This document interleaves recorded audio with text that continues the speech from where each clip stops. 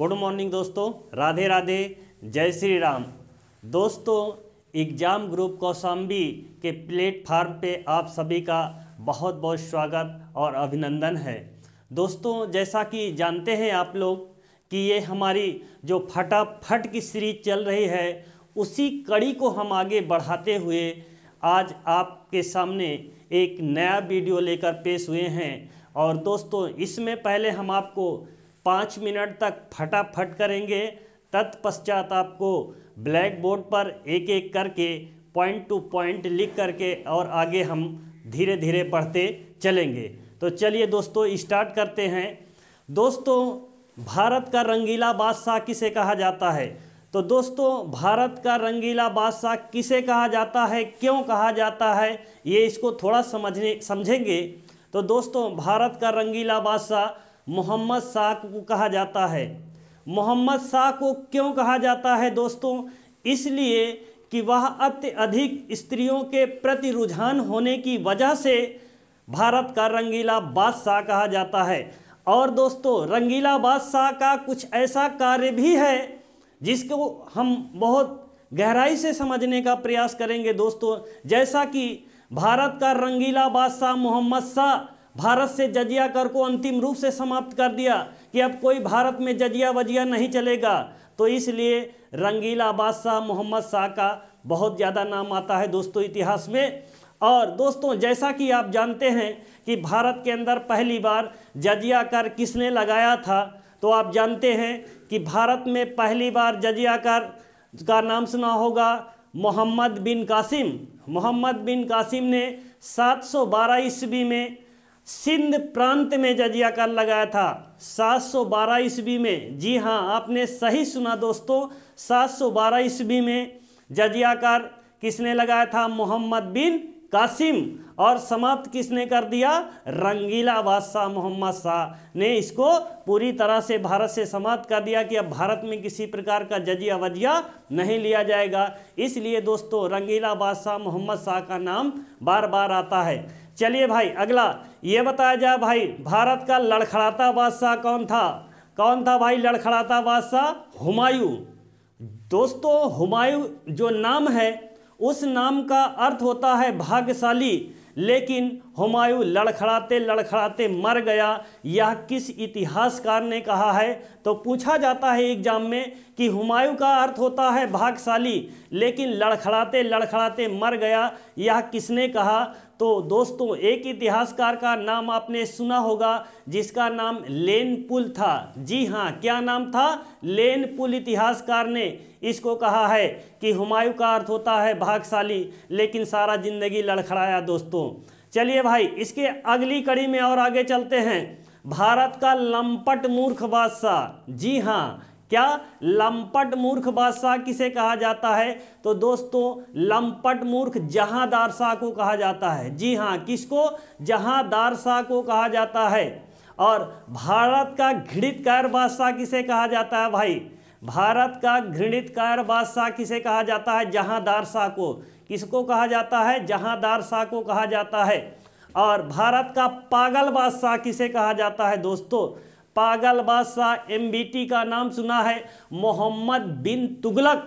मोहम्मद बिन तुगलक को क्या कहा जाता है दोस्तों? भारत का पागल बादशाह कहा जाता है।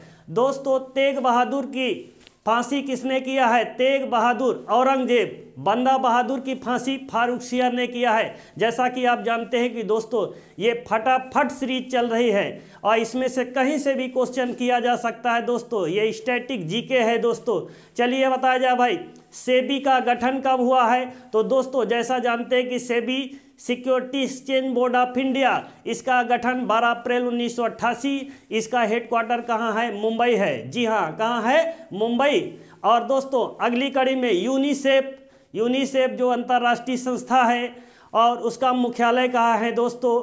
तो यूनिसेफ की स्थापना 1946 में किया गया है। दोस्तों, इसका जो मुख्यालय है वो न्यूयॉर्क में है। दोस्तों, कहाँ है जी? न्यूयॉर्क में है। और दोस्तों, यूनेस्को का मुख्यालय पूछता है, तो यूनेस्को का मुख्यालय कहाँ है? पेरिस।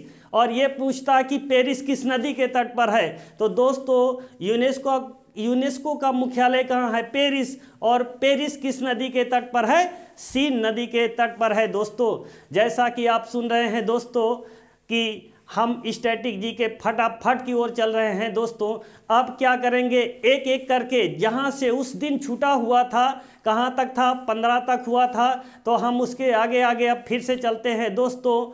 जैसा कि पीछे हमने बता चुका है, अब चलिए उसके आगे चलते हैं। 16, 17, 18, 19, 20 और जब तक देश आज़ाद नहीं हुआ हम तब तक चलेंगे दोस्तों। तो चलिए दोस्तों, जानते हैं आप कि भारत के अंदर 1917, जी हाँ 1917 में क्या हुआ था? तो दोस्तों 1917 में क्या हुआ? चंपारण आंदोलन। चंपारण, जी हाँ, चंपारण है कहाँ दोस्तों? ये भी एक एक पॉइंट को जानते हुए तब चलेंगे दोस्तों। चंपारण कहाँ है? बिहार में। चंपारण विद्रोह कब हुआ था? आंदोलन 1917 में। जी हाँ, चंपारण विद्रोह किस लिए हुआ था? तो दोस्तों इसमें थोड़ा जानने की ज़रूरत है, क्योंकि एग्जाम में यहाँ से बहुत तरह के प्रश्न आते हैं दोस्तों। चलिए, तो चंपारण आंदोलन हुआ था नील की खेती को लेकर। जी, नील की खेती को लेकर विद्रोह हुआ था। नील की खेती को लेकर विद्रोह हुआ था दोस्तों। ये नील की खेती जिस जमीन पर की जाती थी वह जमीन बंजर हो जाती थी। तो दोस्तों बताइए कि यदि आप किसान हैं, अगर आप जिस जमीन पर आप कोई कार्य कर रहे हैं, अगर एक फसल के बाद वह बंजर हो जाएगी तो आपको दुख होगा। जी हाँ, और दुख क्यों होगा? चूंकि अंग्रेज आपको जो है ज़बरदस्ती नील की खेती करने के लिए प्रेरित, बार बार दबाव डाल रहे थे।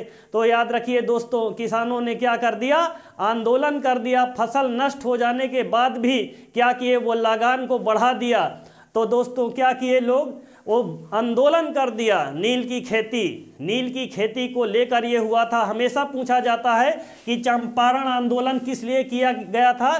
तो नील की खेती को लेकर हुआ था दोस्तों। अब इसकी अगली कड़ी में चलते हैं और आगे चलते हैं दोस्तों। जैसा कि आप जानते हैं 17 के बाद आएगा 1918। जी हाँ, 1918 में अहमदाबाद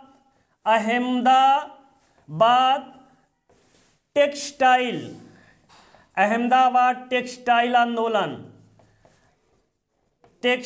आंदोलन। जी हाँ, 1918 में अहमदाबाद कहाँ है दोस्तों? तो अहमदाबाद गुजरात में है।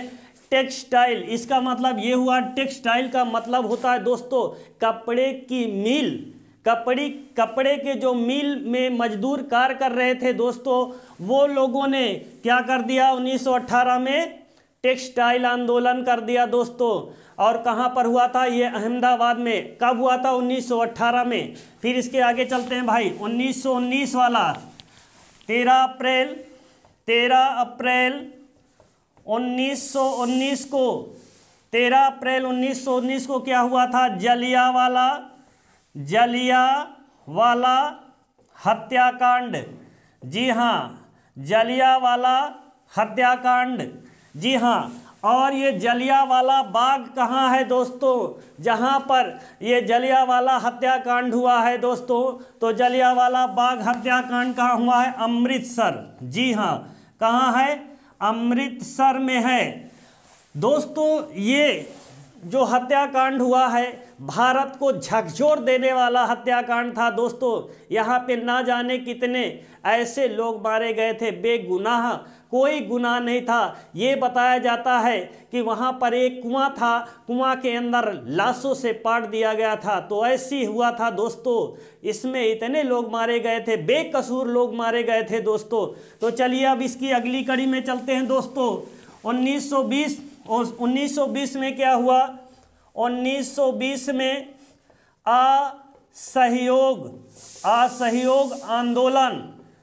असहयोग आंदोलन कब किया गया दोस्तों? 1920 में हुआ था। जी हाँ, कब हुआ था? 1920 में हुआ था। और इसकी अगली कड़ी में चलेंगे दोस्तों 1921 में। जी हाँ, 1921 में तिलक तिलक स्वराज फंड की स्थापना, जी हाँ, तिलक स्वराज फंड की स्थापना किया गया था। जी हाँ, तिलक स्वराज फंड की स्थापना कब किया गया था? 1921 में। और ये भी है कि किस लिए किया गया था दोस्तों, तो याद रखना, असहयोग आंदोलन को चलाने के लिए एक फंड बनाया गया, किसके नाम से? तिलक स्वराज फंड के नाम से 1921 में हुआ था दोस्तों। इसके और अगली कड़ी में चलते हैं भाई। 1922 में क्या हुआ था दोस्तों? 1922 ईस्वी में क्या हुआ था? आप जानते हैं चौरी चौरा कांड जो हो गया था 1922 में, चौरी चौरा कांड, जी 1922 में। दोस्तों एक एक प्रश्न को हम चाहें तो इसको बहुत और लंबा बताएं, लेकिन ये हमारा फटाफट है, और जैसे ही ये फटाफट की सीरीज खत्म होगी, हम एक एक प्रश्नों को चुन चुन के पूरा एक तरफ से वृतांत बताते हुए तब आपको चलेंगे ये फटाफट। चौरी चौरा कांड 1922 में।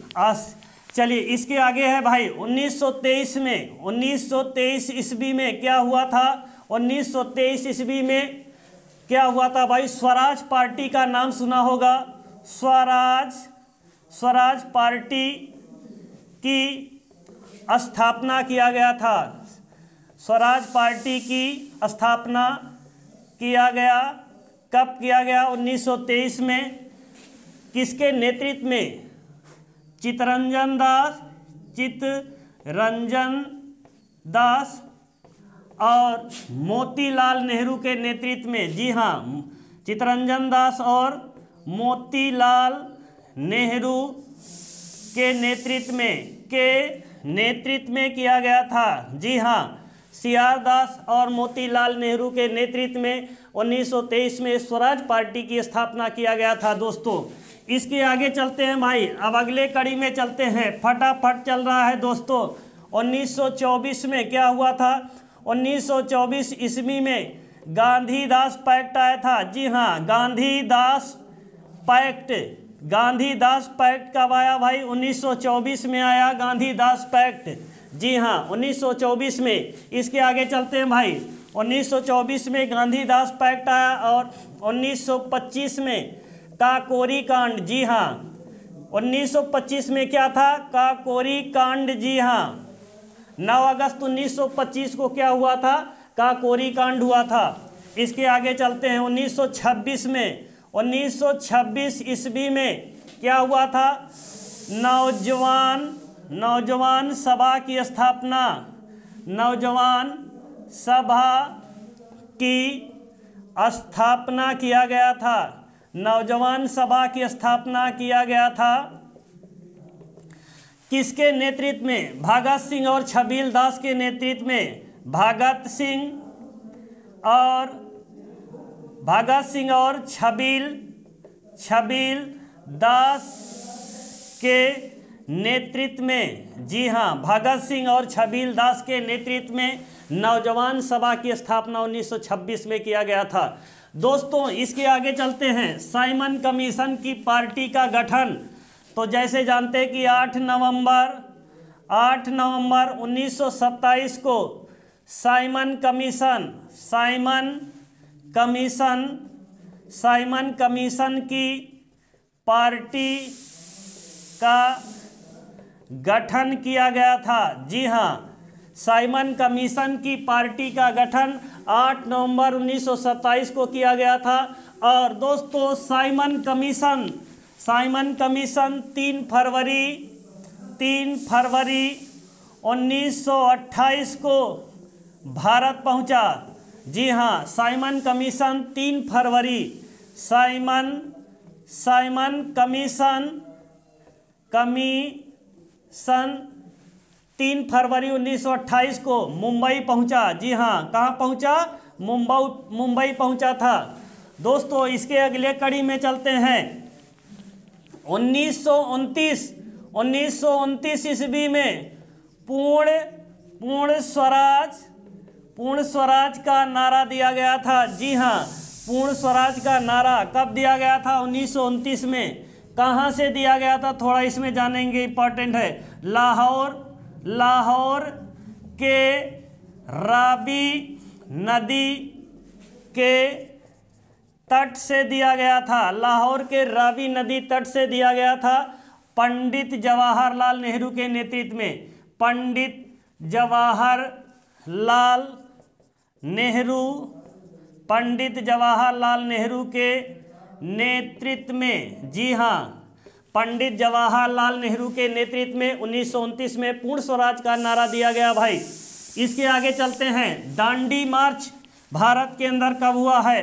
तो दांडी मार्च जैसा सब जानते हैं कि दांडी मार्च 1930 को किया गया था जी। 12 मार्च 1930 को। दांडी है कहाँ दोस्तों? तो दांडी गुजरात में है। और दांडी मार्च कब किया गया? 12 मार्च 1930 को। किसके नेतृत्व में? गांधी जी, जी हाँ, किसके नेतृत्व में? गांधी जी के नेतृत्व में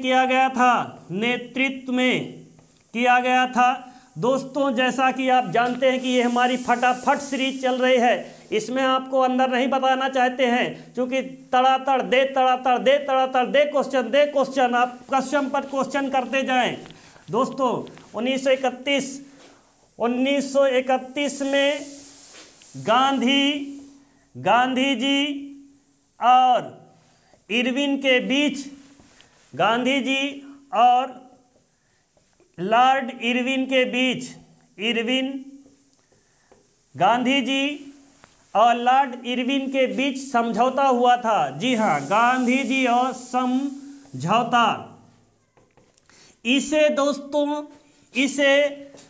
दिल्ली समझौता के नाम से भी जाना जाता है। जी हाँ, इसे दिल्ली समझौता के नाम से भी जाना जाता है। इसके अगली कड़ी में चलते हैं दोस्तों। जैसा कि फटाफट सीरीज चल रही दोस्तों, 1932 ईस्वी में गांधी जी और अंबेडकर जी के बीच गांधी जी और अंबेडकर के बीच दलितों के आरक्षण को लेकर यह समझौता हुआ था। जी हाँ, आपने सही सुना, पूना पैक्ट, जिसे नाम का सुना होगा, क्या नाम था? पूना पैक्ट। जी हाँ, पूना पैक्ट गांधी जी और अंबेडकर के बीच 1932 में दलितों के आरक्षण को लेकर ये समझौता हुआ था दोस्तों। जैसा कि अब अगली कड़ी में चलेंगे। 1936 ईस्वी में क्या हुआ था भाई? अखिल भारतीय किसान सभा सम्मेलन, अखिल भारतीय किसान सभा सम्मेलन, अखिल भारतीय किसान सभा सम्मेलन किया गया था। जी हाँ, स्वामी सहजानंद सरस्वती की अध्यक्षता में अखिल भारतीय किसान सभा सम्मेलन किया गया था दोस्तों 1936 में। दोस्तों जैसा कि आप जानते हैं कि ये फटाफट सीरीज चल रही है दोस्तों, YouTube की दुनिया में आग लगा देने वाला वीडियो ये चल रहा है दोस्तों। जैसा कि मैं आपको यकीन दिलाना चाहता हूँ, आपको भारत की जो नदियाँ हैं, भारत के जो पहाड़ हैं, भारत की जो चोटियाँ हैं, एक एक चुन के आपको बताने का पूरा मैं प्रयास करूंगा। वह चाहे जनजातियों से हो, चाहे जहां से हो, मैं पूरी कोशिश करूंगा कि आपको एक से बढ़ के एक प्रश्न देने का पूरा 100% प्रयास करूंगा दोस्तों। और मैं वीडियो को लंबा नहीं करूंगा दोस्तों, हम वीडियो को समाप्त कर रहे हैं। तब तक के लिए बाय बाय, जय हिंद।